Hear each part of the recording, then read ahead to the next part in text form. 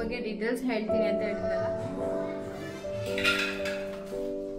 ಈ ತರ ಬರುತ್ತೆ. ಇದೆಲ್ಲ ಹಾಲು ಸೇರಿಸಿ ಮಾಡ್ಬೋದು. Friends, good morning, welcome to purchase beauty blog. ಇವತ್ತಿನ ಬ್ಲಾಗ್ನ ಶುರು ಮಾಡ್ತಾ ಇದ್ದೀನಿ. ಹಾಗೆ ಲಾಸ್ಟ್ ಬ್ಲಾಗ್ ಅಲ್ಲಿ ಗೌರ್ಮೆಂಟ್ ಜಾಬ್ ಅಪ್ಲಿಕೇಶನ್ ಹಾಕಿದ್ವಿ ಅಲ್ವಾ, ಅದ್ರ ಬಗ್ಗೆ ಕೆಲವೊಂದಿಷ್ಟು ಡೌಟ್ಸ್ ಅನ್ನ ಕೇಳಿದ್ರಿ. ಆಮೇಲೆ ನನ್ಗೆ ಅನಿಸ್ತು ಅದ್ರ ಬಗ್ಗೆ ಹೇಳಿದ್ರೆ ನಿಮ್ಗೆ ಯಾರಿಗಾದ್ರೂ ಅದು ಅಪ್ಲಿಕೇಶನ್ ಹಾಕೋದಕ್ಕೆ ಅಥವಾ ಏನೇನ್ ಬೇಕಾಗತ್ತೆ ಅಂತ ನಿಮ್ಗೆ ಹೆಲ್ಪ್ ಆಗ್ಬೋದು.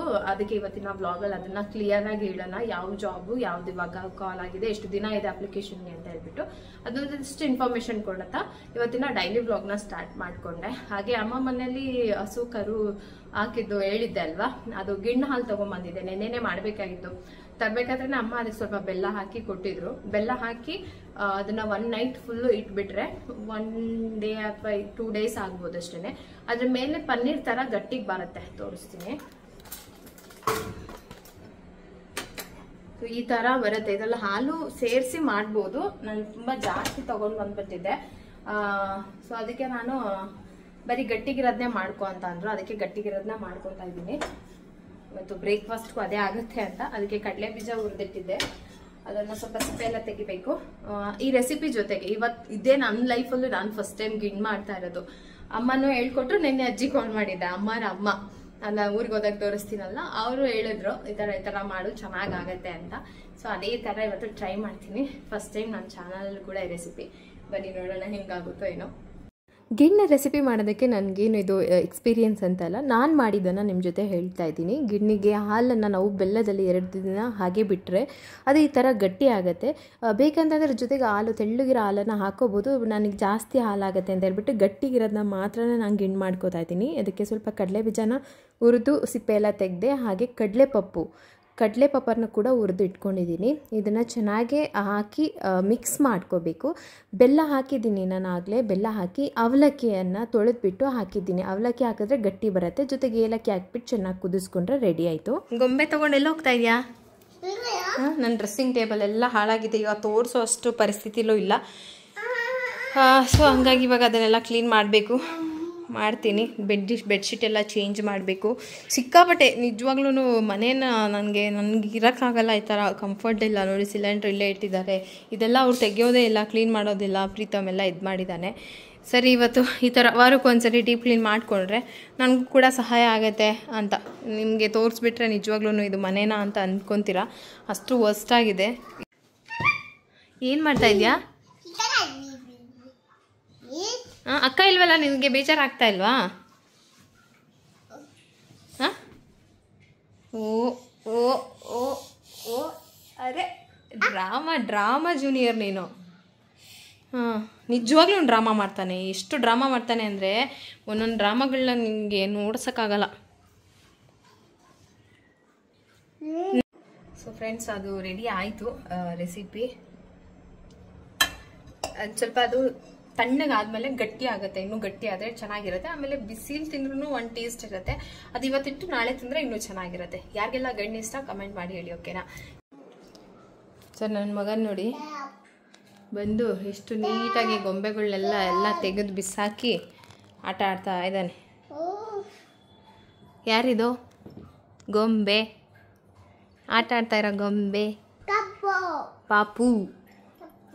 ಇದೆಲ್ಲ ಸ್ವಲ್ಪ ಚೇಂಜ್ ಮಾಡಬೇಕು ಇವತ್ತು. ಬೆಡ್ಶೀಟು ತುಂಬ ಅಂದರೆ ತುಂಬ ಕೆಲಸ ಇದೆ. ಪ್ರೀತಮ್ ಮಲಗಿಸ್ದೆ. ಮಲಗಿಬಿಟ್ಟು ಅವನಾಗಲೇ ಸುಮಾರು ಹೊತ್ತಾಯಿತು. ನಾನು ಕೂದಲಿಗೆ ಎಣ್ಣೆ ಹಚ್ಕೊಂಡೆ. ತುಂಬ ಜನ ಕೇಳ್ತಿರೋ ಕೂದಲು ಸಾಫ್ಟ್ ಆಗುತ್ತೆ, ರಫ್ ಆಗುತ್ತೆ ಅಂತ. ಓವರ್ ನೈಟು ನನಗೆ ಮೊದಲೆಲ್ಲ ಏನು ಮಾಡ್ತಾ ಇದೆ ಅಂದರೆ ಕೂದಲಿಗೆ ಫುಲ್ ನೈಟ್ ಚೆನ್ನಾಗಿ ಎಣ್ಣೆ ಹಚ್ಬಿಟ್ಟು ಮಸಾಜ್ ಮಾಡಿ ಮಲಗಿಬಿಡ್ತಾ ಇದೆ. ಬೆಳಗ್ಗೆ ಇದ್ದರೆ ತಲೆ ಬಾಚಿದ್ರೆ ಇಷ್ಟು ಕೂದಲು ಬರ್ತಾಯಿತ್ತು. ಸೊ ಅದಾದಮೇಲೆ ನಾನು ಅಂದ್ಕೊಂಡೆ ಏರ್ ಆಯಿಲ್ ಅಪ್ಲೈ ಮಾಡಬೇಕು, 1/2 ಅವರಲ್ಲಿ ಹೇರ್ ವಾಶ್ ಮಾಡಿಬಿಡ್ಬೇಕು ಅಂತ. ಅಲ್ಲಿ ಕೆಲಸ ಮಾಡ್ತಾರಲ್ಲ ಅವರೆಲ್ಲ ಸೌಂಡ್ ಮಾಡ್ತಾ ಇದ್ದಾರೆ. ಅವಾಗಿಂದ ನನಗೆ ಸ್ವಲ್ಪ ಹೇರ್ ಫಾಲ್ ಕಡಿಮೆ ಆಗಿದೆ. ಕೂದಲು ಸ್ವಲ್ಪ ಸಾಫ್ಟ್ ಅಂತ ಫೀಲ್ ಆಗುತ್ತೆ.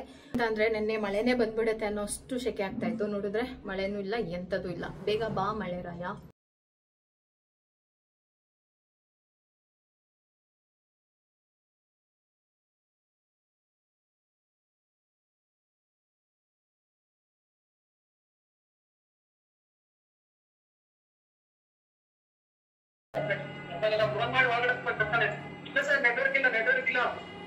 ಇಲ್ಲಿ ಚೈನಾ ಬಾರ್ಡರ್ ಇದ್ದೀರಾ? ನನ್ನ ಹಸ್ಬೆಂಡ್ಗೆ ಒಬ್ಬರು ಕ್ಲೋಸ್ ಫ್ರೆಂಡ್ ಅಂತ ಇರ್ತಾರಲ್ಲ ಎಲ್ಲರಿಗೂ ಕೂಡ, ಹಾಗೆ ಅವರು ಆರ್ಮಿಯಲ್ಲಿ ಕೆಲಸ ಮಾಡಬೇಕಾದ್ರೆ ರಾಯ್ಡು ಅಂತ ಹೇಳ್ಬಿಟ್ಟು ಒಬ್ಬರು ಕ್ಲೋಸ್ ಫ್ರೆಂಡ್ ಇದ್ದರು. ಸೊ ಅವರು 5 ವರ್ಷ ಆದಮೇಲೆ ಫೋನ್ ಮಾಡಿದ್ದಾರೆ ಅಂತ ಅವ್ರ ಖುಷಿ ಜೊತೆಗೆ ಮಾತಾಡ್ತಾ ಇದ್ರು.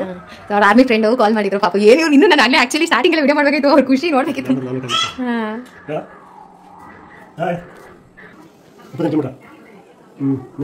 ಸೊ ನಾನು ನೋಡಿದೆ, ಏನಪ್ಪ ಇಷ್ಟೊಂದು ಖುಷಿ ಆಗ್ಬಿಟ್ರು. ಆಮೇಲೆ ನೋಡಿದ್ರೆ ಆಯ್ ಮಚ್ಚ ರಾಯ್ಡು ಅಂತಿದ್ರು. ಅವಾಗ ಗೊತ್ತಾಯ್ತು.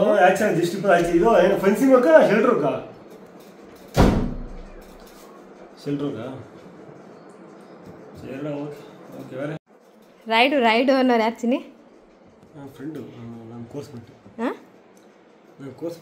ನಿಮ್ಮ ಕೋರ್ಸ್ ಮೇಟ. ಇವರಿಬ್ರು ಹೆಂಗೆ ಅಂತಂದರೆ ಅವ್ರಿಗೋಸ್ಕರ ನಾನು ಗಲಾಟೆ. ಏನು ರಾಯ್ಡು ಫೋನು, ರಾಯ್ಡು ಮೆಸೇಜು, ರಾಯ್ಡು ಹಬ್ಬ.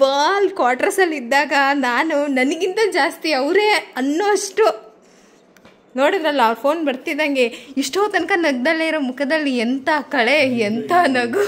ಯಪ್ಪ ಮಜಾ ರಾಯ್ಡು ಯಪ್ಪ.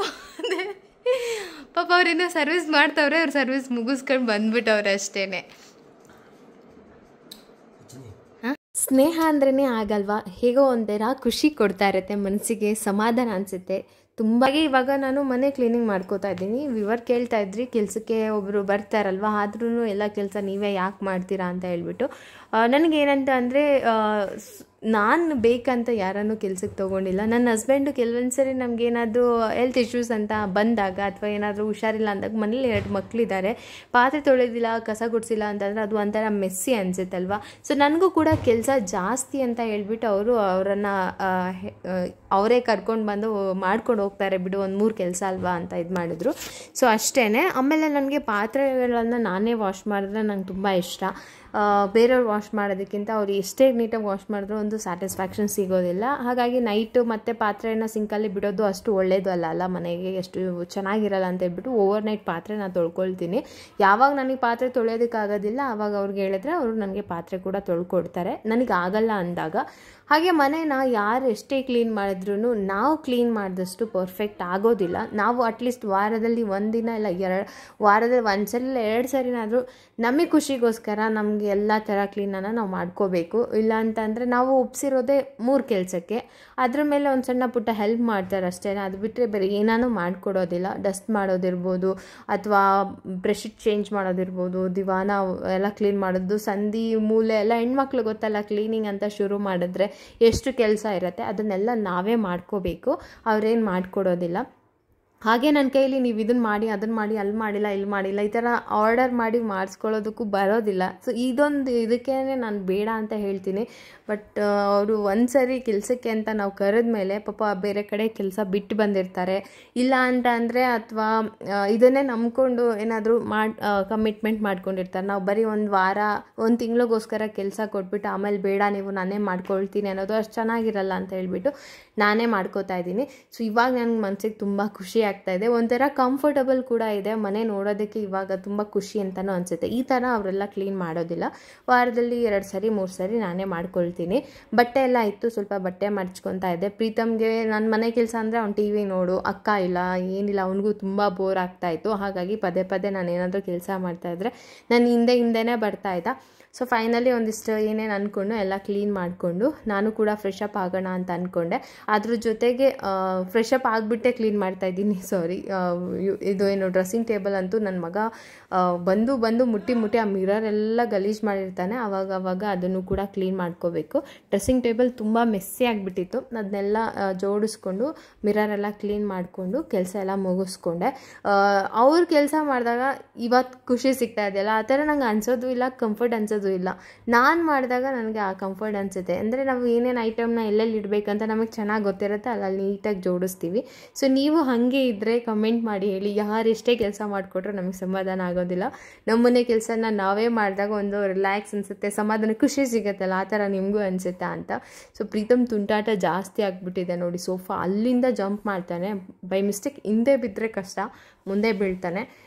ಹೀಗೆ ಅವನ್ನ ಹ್ಯಾಂಡಲ್ ಮಾಡಿಕೊಂಡು ಮನೆಯೆಲ್ಲ ಕ್ಲೀನ್ ಮಾಡ್ಕೊಂಡಾಯಿತು.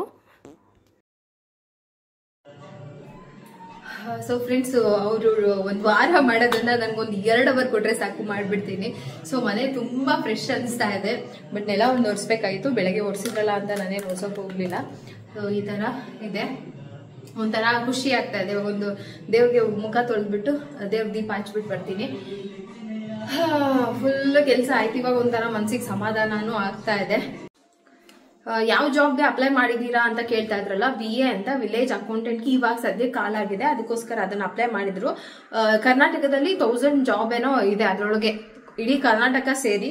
ಸೊ ನಿಮ್ಗೆ ಬೇಕಂತಂದ್ರೆ ಸೈಬರ್ಗೆ ಹೋಗ್ಬಿಟ್ಟು ಈ ತರ VAದು ಅರ್ಜಿ ಬಿಟ್ಟಿದಾರಲ್ಲ, ಅದಕ್ಕೆ ನಾನು ಅಪ್ಲೈ ಮಾಡ್ಬೇಕು ಅಂತಂದ್ರೆ ಏನೇನೆಲ್ಲ ಬೇಕಾಗುತ್ತೆ ಅಂತ. ಯಾಕೆಂತಂದ್ರೆ ನಾವು ಆರ್ಮಿ ಇದ್ರಲ್ಲೇ ಹಾಕಿರೋದು. ಅದಕ್ಕೆ ಏನೋ ಮಾರ್ಕ್ಸ್ ಕಾರ್ಡು, ಆಮೇಲೆ ಇನ್ಕಮ್ ಸರ್ಟಿಫಿಕೇಟ್, ಅದಾದ್ಮೇಲೆ ಆಧಾರ್ ಕಾರ್ಡು, ಹೀಗೆ ಆಮೇಲೆ ಕೂಡ ಸಿಕ್ಕಾಪಟ್ಟೆ ಕಾಂಪಿಟೇಷನ್ ಇದೆ. ಯಾಕೆಂತಂದ್ರೆ ರಿಟೈರ್ಡ್ ಆರ್ಮಿ ಅವರು ಬೇಕಾದಷ್ಟು ಜನ ಅಪ್ಲೈ ಮಾಡ್ತಾ ಇರ್ತಾರೆ. ಸೊ ಅದಲ್ಲದೆ ಬೇರೆ ಯಾವ್ದಾದ್ರು ಕಾಲ್ ಆದ್ರೆ ನೀವು ನನಗೆ ಕಮೆಂಟ್ ಅಲ್ಲಿ ಹೇಳಿ. ಯಾಕೆಂತಂದ್ರೆ VA ವಿಲೇಜ್ ಅಕೌಂಟೆಂಟ್ ಅಂತ ಒಂದು ಜಾಬ್ ಇದೆ, ಆ ತರ ಒಂದು ಕೆಲಸ ಇದೆ, ಗೌರ್ಮೆಂಟ್ ಜಾಬ್ ಅನ್ನೋದೇ ನಂಗೆ ಗೊತ್ತಿರ್ಲಿಲ್ಲ. ಲಾಸ್ಟ್ ಟೈಮ್ ಈ ತರ ನಾವು ಶಾಪ್ ಸೇಲ್ ಮಾಡ್ತೀವಿ ಅಂದಾಗ ನನ್ನ ಎಷ್ಟೋ ಜನ ವ್ಯೂವರ್ಸ್ ಕಮೆಂಟ್ಸ್ ಅಲ್ಲಿ ಹೇಳಿದ್ರಿ, ಅಕ್ಕ VAದು ಬಿಟ್ಟಿದ್ದಾರೆ, ಟ್ರೈ ಮಾಡಕ್ ಹೇಳಿ ಅಣ್ಣಂಗೆ ಅಂತ ಹೇಳ್ಬಿಟ್ಟು. ಅದಾದ್ಮೇಲೆ ಇನ್ಸ್ಟಾದಲ್ಲಿ ಬಂದು ಕಮೆಂಟ್ ಮಾಡಿದ್ರಿ, ಸ್ವಲ್ಪ ಜನ ಸಜೆಷನ್ ಕೊಟ್ಟಿದ್ರಿ, BMTC ಅಲ್ಲಿ ಸಿಗ್ತಾ ಇದೆ ನೋಡಿ, ಅಲ್ಲಿ ಏನಾದ್ರು ನೀವು ಎಕ್ಸಾಮ್ ಬರೆಯೋಂಗಿದ್ರೆ ಅಂತ ಹೇಳ್ಬಿಟ್ಟು ಈ ತರ ನನಗೆ ಇನ್ಫಾರ್ಮೇಶನ್ ಕೊಟ್ಟಿದ್ರು. ಸೊ ಅದು ನನಗೆ ಹೆಲ್ಪ್ ಆಯ್ತು. ಅದೇ ತರ ನಾನೇನಾದ್ರೂ ನಿಮ್ಗೆ ಹೇಳಿದ್ರೆ ಯಾರಾದ್ರೂ ಟ್ರೈ ಮಾಡೋರ್ಗೆ ಮಿಸ್ ಆಗಿದ್ರೆ ಟ್ರೈ ಮಾಡಕ್ ಆಗತ್ತೆ ಅಂತ ಹೇಳ್ಬಿಟ್ಟು ಇದನ್ನ ಹೇಳ್ತಾ ಇದ್ದೀನಿ. ಸೊ ಏನು ಜಾಸ್ತಿ ಇಲ್ಲ, ಎಕ್ಸಾಮ್ ಇರುತ್ತೆ, 100 ಮಾರ್ಕ್ಸ್ 2 ಅವರ್ಸ್ ಎಕ್ಸಾಮ್. ಅದು ಪ್ರಿಪೇರ್ ಆಗೋದಕ್ಕೆ ಟೈಮ್ ಸಿಗುತ್ತೆ ಅಂತ ಅನ್ಕೋತೀನಿ. ಅದು ಅಪ್ಡೇಟ್ ಬೇಕಾದ್ರೆ ನಾನು ಹೋಗ್ತಾ ಕೊಡ್ತೀನಿ. ನನಗೂ ಏನೂ ಗೊತ್ತಿಲ್ಲ ಈ ತರ ಒಂದು ಜಾಬ್ ಇದೆ ಅಂತ ಹೇಳ್ಬಿಟ್ಟು. ಸೊ ನನ್ನ ಹಸ್ಬೆಂಡ್ ಫ್ರೆಂಡ್ ಒಬ್ರು ಅಂದ್ರೆ ಸೀನಿಯರ್, ಅವರು ಜಾಬ್ ಮಾಡ್ತಾ ಇದ್ದಾರೆ BA ಆಗಿ. ಸೊ ಅವ್ರು ಹೇಳಿದ್ರು, ಓಕೆ ನೀವು ಟ್ರೈ ಮಾಡ್ಬೋದು, ಮಾಡಿ, ಬೇಡ ಅಂತ ಹೇಳ್ಬೇಡಿ ಅಂತ. ಸರಿ ಅಂತ ಹೇಳ್ಬಿಟ್ಟು ಇವರು ಅಪ್ಲೈ ಮಾಡಿದ್ದಾರೆ. ಅದು ಸಿಕ್ಕೇ ಸಿಗುತ್ತೆ ಅನ್ನೋ ಗ್ಯಾರಂಟಿ ಏನು ಇರೋದಿಲ್ಲ, ಜಸ್ಟ್ ನಮ್ಮ ಪ್ರಯತ್ನ ನಾವು ಮಾಡ್ತಾ ಇರ್ಬೇಕಷ್ಟೇನೆ. ಇದಾದ್ಮೇಲೆ ಯಾವ್ದು ಬಿಡ್ತಾರೋ ಅದಕ್ಕೆ ನಾವು ಎಕ್ಸಾಮ್ ಟ್ರೈ ಮಾಡೋದು. ಸೊ ನಿಮ್ಗೂ ಕೂಡ ಯೂಸ್ ಆಗತ್ತೆ ಯಾರಾದ್ರೂ ಟ್ರೈ ಮಾಡ್ಬೇಕು ಅಂತಂದ್ರೆ. ಯಾಕೆಂತಂದ್ರೆ ಎಜುಕೇಶನ್ ಕೇಳೋದಾದ್ರೆ PUC ಮತ್ತೆ ಡಿಪ್ಲೊಮೊ, ಡಿಗ್ರಿ ಎಲ್ಲ ಆದ್ರೂ ಅದ್ರ ಬೇಸ್ ಮೇಲೆ ಬೇರೆ ಬೇರೆ ಜಾಬ್ ಇರುತ್ತೆ. ಸೊ ನೀವು ಮಾಡಬಹುದು. ಯಾವ ಬೇಸಲ್ಲಿ ನೀವು PUC ಮೇಲೆ ತಗೋತೀರಾ, ಡಿಗ್ರಿ ಅಥವಾ ಡಿಪ್ಲೊಮಾ ಮೇಲೆ, ಅದ್ರ ಮೇಲೆ ನಿಮ್ಗೆ ಅದು ಜಾಬ್ ಅಲಾಟ್ ಮಾಡ್ತಾರೆ. ಬೇಸಿಕ್ ಸ್ಯಾಲರಿ 20 ಇಂದ 42,000 ವರೆಗೂ ಇದೆ ಅಂತ ನನಗೆ ಇವಾಗ ತೋರಿಸಿದ್ರು. ಸೊ ಇದಿಷ್ಟು ಡೀಟೇಲ್ಸ್. ನಿಮ್ಗೆ ಯಾರಾದ್ರೂ ವಿಲೇಜ್ ಅಕೌಂಟೆಂಟ್ ಆಗಿ ಜಾಬ್ ಮಾಡೋದಕ್ಕೆ ಟ್ರೈ ಮಾಡ್ತಾ ಇದ್ರೆ ಮಿಸ್ ಮಾಡಬೇಡಿ, ಅಪ್ಲಿಕೇಶನ್ ಹಾಕಿ ನಿಮ್ಮ ಪ್ರಯತ್ನ ನೀವು ಮಾಡಿ, ಎಕ್ಸಾಮ್ ಪ್ರಿಪೇರ್ ಆಗಿ ಚೆನ್ನಾಗಿ ಎಕ್ಸಾಮ್ ಮಾಡಿ. ಅದು ಲಕ್ ಅಲ್ವಾ, ಸಿಕ್ಕಿದ್ರೆ ಸಿಗಬಹುದು. ಒಂದು ಸೈಡ್ ಅಲ್ಲಿಂದ ಟ್ರೈ ಮಾಡಿ. ನಮ್ಗೇನೋ ಆರ್ಮಿಗೆ ಅಂದ್ರೆ ಅವ್ರಿಗೆ ಫೀಸ್ ಕಡಿಮೆ ಇರುತ್ತೆ ಅಂತಂದ್ರೆ, ಸೈಬರ್ ಅಲ್ಲಿ ನಾವು ಇಷ್ಟು ಅಮೌಂಟ್ ಅಂತ ಕಟ್ಟಬೇಕು ಆ ಫಾರ್ಮ್ಗೋಸ್ಕರ. ಸೊ ನಾವು 500 ರೂಪೀಸ್ ಇಂದ 1000 ವರೆಗೂ ಇದೆ, 1000 ವರೆಗೂ ಏನೋ ಇದೆ ಅನ್ಸುತ್ತೆ. ಅಂದ್ರೆ ನಾರ್ಮಲ್ ಆಗಿ ನೀವು ಅದು 1000 ರೂಪೀಸ್ ಪೇ ಮಾಡಿಬಿಟ್ಟು ಅಪ್ಲೈ ಮಾಡಿ, ಎಕ್ಸಾಮ್ಗೆ ಪ್ರಿಪೇರ್ ಆಗಿ ಎಕ್ಸಾಮ್ ಅಟೆಂಡ್ ಮಾಡಿ. ಲಕ್ ಯಾರಿಗಿರುತ್ತೋ ಏನೋ ಜಾಬ್ ಸಿಕ್ಕಿದ್ರೆ ಸಿಗ್ಬೋದಲ್ವಾ. ಸೊ ಇದೊಂದಿಷ್ಟು ಡೀಟೇಲ್ ಅನ್ನ ಹೇಳೋಣ, ಯಾರಿಗಾದ್ರೂ ಸಹಾಯ ಆಗುತ್ತೆ ಅಂತ ಹೇಳ್ಬಿಟ್ಟು ಹೇಳಿದೆ. ಸೊ ಅಷ್ಟೇನ. ಇವಾಗ ನಾನು ಶಾಪ್ ಹತ್ರ ಹೋಗ್ಬಿಟ್ಟು ಮಗನಿಗೆ ಸ್ವಲ್ಪ ಹೊರಗಡೆ ಕರ್ಕೊಂಡು ಹೋಗ್ತೀನಿ. ಪ್ರಗತಿ ಇಲ್ಲಲ್ಲ, ನನ್ನ ಜೊತೆನೆ ಎಷ್ಟು ಅಂತ ಮಾತಾಡ್ತಾನೆ. ಬೆಳಗ್ಗೆಯಿಂದ ಅವನಿಗೂ ಇದ್ದು ಬೇಜಾರಾಗಿ ಹೋಗಿರತ್ತೆ. ಆಮೇಲೆ ನೋಡಿ ಈ ತರ ಕುತ್ಕೊಂಡು TV ನೋಡಕ್ ಸ್ಟಾರ್ಟ್ ಮಾಡ್ಬಿಡ್ತಾನೆ. ನಮಗೆ ಎಷ್ಟು ಅಂತ ಅವನು ಒಬ್ಬನೇ ಆಟ ಆಡ್ತಾನೆ. ಇಷ್ಟೋ ತನಕ ನನ್ನ ಜೊತೆ ಸ್ವಲ್ಪ ಅಲ್ಲಿ ಇಲ್ಲಿ ನಾನು ಕೆಲಸ ಮಾಡೋದು ನಾನು ಹಿಂದೆನೇ ಓಡಾಡ್ತಾ ಇದ್ದ. ಸಾಕಾಯ್ತು, ಇವಾಗ TV ನೋಡ್ಕೊಂಡು ಕುತ್ಕೊಂಡಿದ್ದಾನೆ. ಸೊ ಅದಕ್ಕೆ ಹೊರಗಡೆ ಕರ್ಕೊಂಡು ಹೋಗಿ ಬರ್ತೀನಿ, ಅವನಿಗೊಂದು ರಿಲ್ಯಾಕ್ಸ್ ಅನ್ಸುತ್ತೆ. ಸೊ ಅದಕ್ಕೆ ಇದು ಹೋಗೋಣ. ಬನಾನಾ ತಿಂದ? ಇದು ತಿನ್ನು, ಇದನ್ನ ತಿನ್ಬಿಡು ಫಸ್ಟ್, ಇದನ್ನ ತಿನ್ಬಿಡು. ಬೇಡವಾ? ತಿನ್ಬಿಡ್ಬಾ, ಹ್ಯಾಂಡ್ ವಾಶ್ ಮಾಡ್ಕೊಂಡು ಹೋಗೋಣ. ನನ್ನ ಮಗನಿಗೆ ಹೊರಗಡೆ ಕರ್ಕೊಂಡು ಹೋಗ್ತಿದ್ದೀನಿ ಅಂದ ತಕ್ಷಣ ಪಾಪ ಅವನು ಡೋರ್ ಓಪನ್ ಮಾಡಕ್ ಹೋಗ್ತಾ ಇದ್ದಾನೆ. ಅಷ್ಟು ಬೇಗ ಪಟ್ ಅಂತ ಡೋರ್ ಓಪನ್ ಮಾಡಿ ಹೋಗ್ಬಿಡೋಣ ಅಂತ. ನೋಡಿ ಪಾಪಚ್ಚಿ, ನಿಧಾನ ತಿನ್ನು ಮಗನೇ.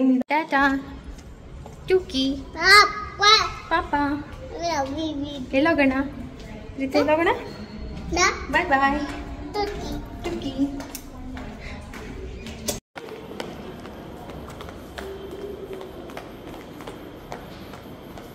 ಬಾ ಬೇಗ. ಎಲ್ಲಿಗೆ ಬಂದೆ? ಎಲ್ಲಿಗೆ ಬಂದೆ ನೀನು? ವಾವ್, ಡ್ಯಾಡಿ ಎಲ್ಲ daddy.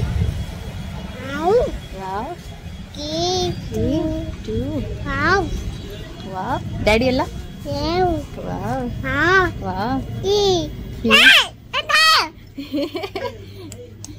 Wow wow wow, daddy ನೋಡ್ಬಿಟ್ಯಾ? ವಾವ್, ಯಾಕೆ ಹೊಡಿತೀಯ ಡ್ಯಾಡಿಗೆ?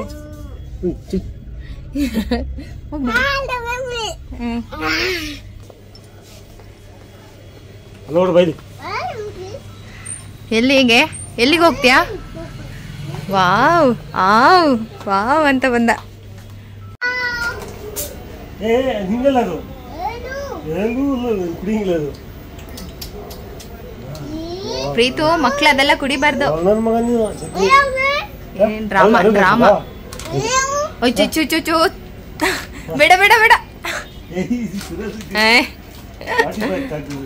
ಯಾರು ಕೊಟ್ಟಿದ್ದು ಗ್ಲಾಸು?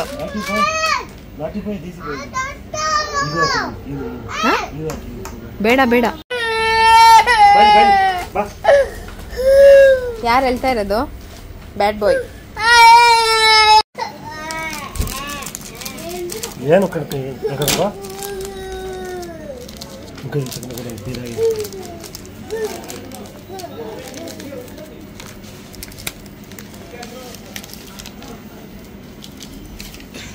ಓ ಫುಲ್ಲು ಬಿದ್ದೈತಾ? ಏನಪ್ಪ ಅದಕ್ಕೆ ನಿನ್ನ ಕರ್ಕೊಂಡು ಬರಲ್ಲ ಇಲ್ಲಿಗೆ ನಾನು. ಸುಮ್ಮನೆ ಕುತ್ಕೊಳ್ಳೋದು.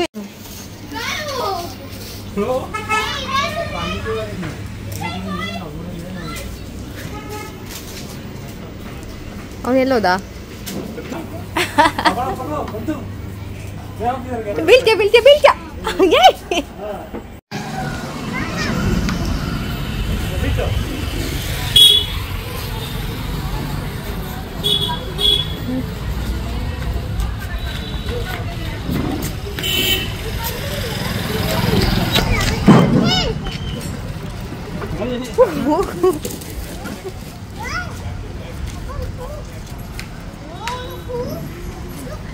ಯಾರಪ್ಪ ಅದು?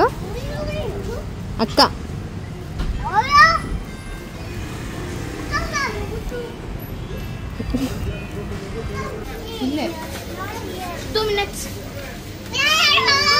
ಈಗ ಹೋಯ್ತಾನ ಅವ್ರ ಹಿಂದೆ. ಹೊಡಿಬಿಡದ. ಏಯ್ ಪ್ರೀತು, ಕಸ್ಟಮರ್ ಓಡಿಸ್ತಾ ಇದ್ದೀವಿ ನನ್ನ ಮಗನೇ. ಪ್ರೀತು ಕಸ್ಟಮರ್ ಓಡಿಸ್ಬಿಟ್ಟ? ಕಸ್ಟಮರ್ ಓಡಿಸ್ಬಿಟ್ಟ? ಬೈಲಿ.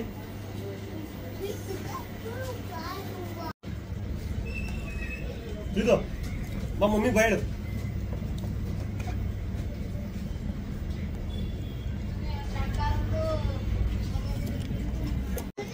ಅಲ್ಲಿ ಒಂದ್ ಹುಡುಗಿ ಬಂದಿತ್ತಲ್ಲ, ಹುಡುಗಿ ನೋಡ್ಬಿಟ್ಟು ರೋಡಲ್ಲಿ ಎದ್ದೋ ಬಿದ್ದೋ ಅಂತ ಹುಡುಗಿಯಿಂದ ಓಡ್ತಾ ಇದ್ದಾನೆ. ಹೆಂಗೆ ಅಂತಂದ್ರೆ ಹಳ್ಳ ಇದೆ, ಹಳ್ಳನೂ ನೋಡ್ತಾ ಇಲ್ಲ, ಧುಮ್ಕಿ ಓಡು.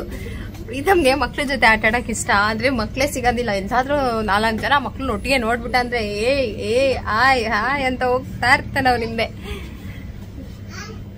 ಸೊ ನಾವು ಟೈಮ್ ಪಾಸ್ಗೆ ಅಂತ ಬಂದು ಕುತ್ಕೊಂಡ್ವಿ. ಸುಮ್ಮನೆ ಗೊತ್ತಿದ್ದೀವಿ. 8:30 9 ಗಂಟೆ ಆಯ್ತು. ಏನ್ ಮಾಡೋದು, ಟೈಮ್ ಹೋಗ್ಬೇಕಲ್ಲ. ಸೊ ಅದಕ್ಕೋಸ್ಕರ ಬಂದ್ವಿ. ಇಲ್ಲಿ ಬಂದ್ರೆ ಒಂದ್ ಸ್ವಲ್ಪ ಟೈಮ್ ಪಾಸ್ ಆಗುತ್ತೆ. ಆ ಕಡೆ ಓಡಾಡಿ ಈ ಕಡೆ ಓಡಾಡಿ. ಮತ್ತೆ ಬಂದ್ಲ ನಿನ್ನ ಹುಡುಗಿ. ಎಲ್ಲಿ ಆ ಹುಡುಗಿ ಓಡು. ಉದರ್ ಜೂಡ್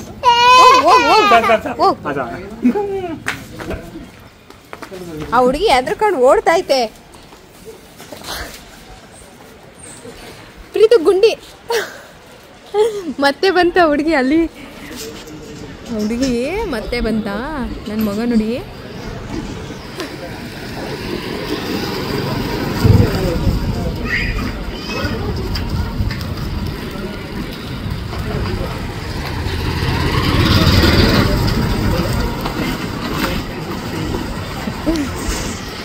ಹುಡುಗಿ ಸಿಗ್ಲಿಲ್ವಾ?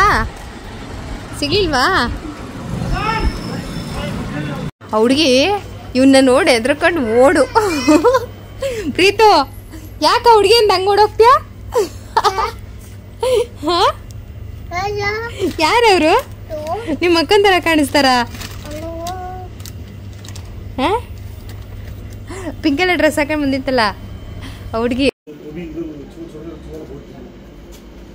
ಹಾಗೆ ನನಗೆ ಗೊತ್ತಿಲ್ಲ, ಮಿಸ್ಟೇಕಾಗಿ ನಾನು ಡೇಟ್ ಏನಾದರೂ ಮಿಸ್ ಮಾಡಿಬಿಟ್ಟಿದ್ದೀನಿ ಅನ್ಕೊತೀನಿ. ಗೌರ್ಮೆಂಟ್ ಜಾಬ್ ಅಪ್ಲೈ ಮಾಡೋದಕ್ಕೆ ಮೇ 4ನೇ ತಾರೀಕುವರೆಗೂ ಫೈನಲ್ ಡೇಟ್ ಇರುತ್ತೆ.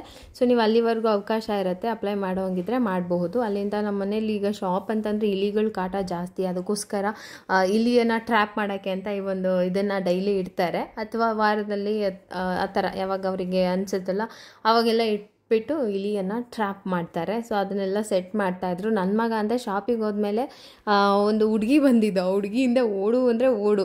ಸೊ ಆ ಥರ ಮಾಡ್ತಾಯಿದ್ದ.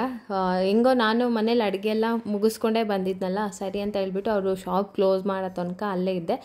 ಜೊತೆಗೆ ಹೋಗೋಣ ಎಲ್ಲರೂ, ಇನ್ನೇನು ಮನೆಗೆ ಹೋದ್ರೆ ಸುಮ್ಮನೆ ಟಿ ವಿ ನೋಡಬೇಕಿಲ್ಲ, ಸುಮ್ಮನೆ ಕುತ್ಕೊಂಡಿರ್ಬೇಕಂತ ಹೇಳ್ಬಿಟ್ಟು ಅಲ್ಲೇ ಉಳ್ಕೊಂಡ್ವಿ.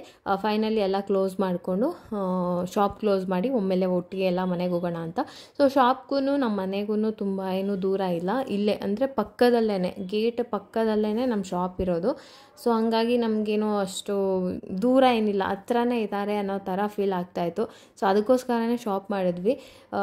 ಬಟ್ ಶಾಪ್ ಕತೆ ಒಂಥರ ಏನೋ ಹೇಳ್ತಾರಲ್ಲ, ಈ ಸೀರಿಯಲ್ ಧಾರಾವಾಹಿ ಎಳ್ಕೊಂಡು ಹೋಗುತ್ತಲ್ಲ, ಹಂಗಾಗಿದೆ ಅದ್ರ ಕತೆ. ಅದು ಮುಗಿತಾನೂ ಇಲ್ಲ, ನಮ್ಮ ಕೈಲಿ ಮುಗಿಸೋದಕ್ಕೆ ಆಗ್ತಾನೂ ಇಲ್ಲ. ಸೊ ನೋಡೋಣ, ಋಣ ಮುಗಿಯೋ ತನಕ ಯಾವುದೂ ನಮ್ಮ ಕೈಯಿಂದ ತಪ್ಪಿಸಿ ಹೋಗೋದಿಲ್ವಂತೆ. ಸೊ ಇದಕ್ಕೂ ನಮಗೂ ಏನೋ ಋಣ ಹೋಗ್ತಾ ಇಲ್ಲ. ನೋಡೋಣ ಏನಾಗುತ್ತೆ ಅಂತ ಹೇಳ್ಬಿಟ್ಟು ನಾವು ಸುಮ್ಮನೆ ಅದ್ರ ಜೊತೆಗೆ ಹೋಗ್ತಾ ಇದ್ದೀವಿ. ಹೆಂಗೆ ಕಾಲ ನಮ್ಮನ್ನು ಹೆಂಗೆ ಕರ್ಕೊಂಡು ಹೋಗುತ್ತಾ ಹಂಗೆ ಹೋಗ್ಬೇಕಲ್ಲ. ನೋಡಿ, ಇದೇ ನಮ್ಮ ಶಾಪು, ಅಲ್ಲಿ ಕಾಣಿಸ್ತಾ ಇದೆ, ಅದೇ ನಮ್ಮ ಅಪಾರ್ಟ್ಮೆಂಟು. ತುಂಬ ಡಿಸ್ಟೆನ್ಸ್ ಏನಿಲ್ಲ, ಈ ಗೇಟಿಂದ ಇಲ್ಲಿ ಬಂದ್ರೇ ನಮ್ಮ ಶಾಪ್ ಇದ್ಬಿಡುತ್ತೆ. ಸೊ ಅಲ್ಲಿಂದ ಶಾಪೆಲ್ಲ ಕ್ಲೋಸ್ ಮಾಡಿಕೊಂಡು ಹೋಗಿ ನಾನು ಕಡ್ಡಿಟ್ಕೊಂಡು ಎದುರಿಸ್ತಾ ಇದ್ದೆ. ಫೈನಲ್ ಒಂದು ಕಡ್ಡಿಟ್ಬಿಟ್ಟು ನೋಡ್ಬಿಟ್ನಲ್ಲ. ಹಬ್ಬಡಿ ಆಯಿತು, ಇವತ್ತೊಂದು ಟ್ರಿಪ್ ಆದಂಗೆ ಆಯಿತು. ಯಾವಾಗಲೂ ಮನೇಲೇ ಇದ್ದು ಇವತ್ತು ಶಾಪ್ ಕ್ಲೋಸ್ ಆಗೋ ತನಕ ಶಾಪಲ್ಲೇ ಇದ್ದು ಬಂದಿದ್ದೀವಿ. ನಮ್ಮ ಪ್ರೀತಮ್ಗೆ ಇವತ್ತು ಕಂಟ್ರೋಲೇ ಮಾಡೋಕ್ಕಾಗಿಲ್ಲ, ಅಷ್ಟು ಖುಷಿ. ಪ್ರೀತು ಚೆನ್ನಾಗಿತ್ತಾ? ಹಾಂ ಹಬ್ಬಡಿ ಹೆಂಗಿತ್ತು ಪ್ರೀತು?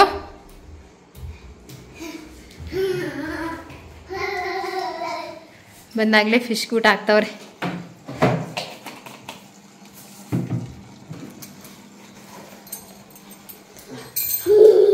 ಇನ್ನೂ ನಿನಗೆ ಸುಸ್ತಾಗಿಲ್ಲ ಅಲ್ಲ ಪ್ರೀತಮ್? ಹಾಂ, ಸುಸ್ತು ಅನ್ನೋ ಮಾತಿಗೆ ಅರ್ಥನೇ ಗೊತ್ತಿಲ್ಲ ಪ್ರೀತಮ್ಗೆ. ಓಡು ಓಡು ಓಡು. ಸೊ ಫ್ರೆಂಡ್ಸ್, ಇದಾಗಿತ್ತು ಇವತ್ತಿನ ಕಥೆ, ನಮ್ಮ ವ್ಯಥೆ ಎಲ್ಲ ಹೇಗಿತ್ತು. ಇವತ್ತಿನ ವ್ಲಾಗ್ ನಿಮಗೆ ಇಷ್ಟ ಆಗಿದೆ ಅಂತ ಅನ್ಕೋತೀನಿ. ಸೊ ಈ ವ್ಲಾಗ್ ಯಾರಿಗಾದರೂ ಸಹಾಯ ಆಗುತ್ತೆ ಅಂತ ಅಂದರೆ ದಯವಿಟ್ಟು ಅವ್ರಿಗೆ ವಿಡಿಯೋನ ಶೇರ್ ಮಾಡಿ. ಹಾಗೆ ಇನ್ನೂ ಚಾನಲ್ನ ಸಬ್ಸ್ಕ್ರೈಬ್ ಮಾಡ್ಕೊಂಡಿಲ್ಲ ಅಂದರೆ ಸಬ್ಸ್ಕ್ರೈಬ್ ಮಾಡ್ಕೊಳ್ಳಿ. ಇನ್ನು ಒಳ್ಳೊಳ್ಳೆ ವಿಡಿಯೋಸನ್ನು ಮಾಡೋಕ್ಕೆ ಟ್ರೈ ಮಾಡ್ತೀನಿ. ಟೇಕ್ ಕೇರ್, ಬಾಯ್.